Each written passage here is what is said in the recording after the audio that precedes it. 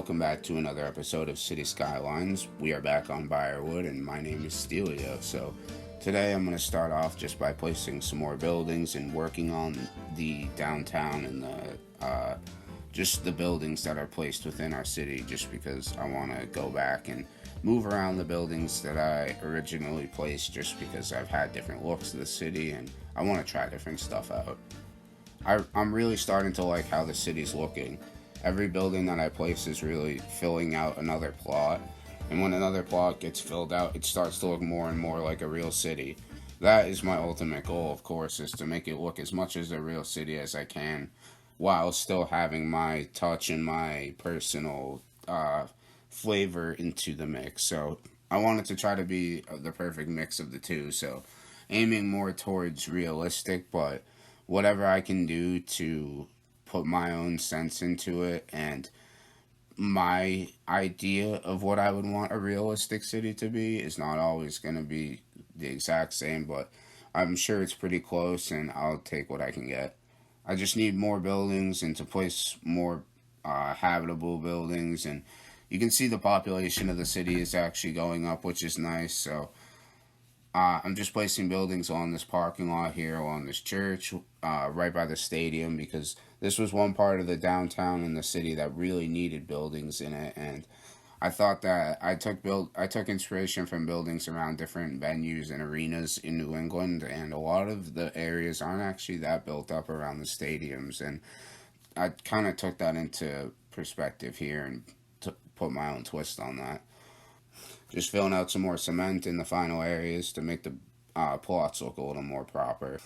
There's a lot of nice views of the city now, like I said before, because the city is starting to become full. And as I say that, we are expanding out to start a new neighborhood. This is going to be another neighborhood. This time it's more east of the city, or west of the city, sorry. And this neighborhood is going to be the same type of buildings, the East Coast housing, the triple deckers, the uh, normal housing for New England cities. So this is going to be a gridded neighborhood of mostly apartments and condominiums with low to middle class families living in them.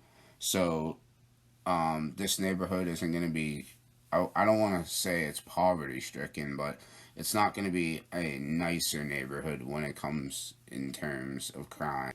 Right now, I'm just working on the road layout because the roads that I started placing here were very barren and they weren't really, they were kind of just general markings of where I should put the stuff. So I went back and reworked some of the roads, but now I'm placing the buildings, and once again, I'm hand placing them just because I think when I hand place the buildings, it gives them my 100% authentic touch, and I get the realest sense of that I created this and I created it from every aspect. So even though copy and pasting is still your work, I just want to try to give my own personal spin on literally every block. So that at times might mean placing a million of the same house, but I still like part of doing that, and I still think that even placing the same house and working with the same houses, you can create a lot of different variety of housing. So I really enjoy placing the houses. Plus, every time I do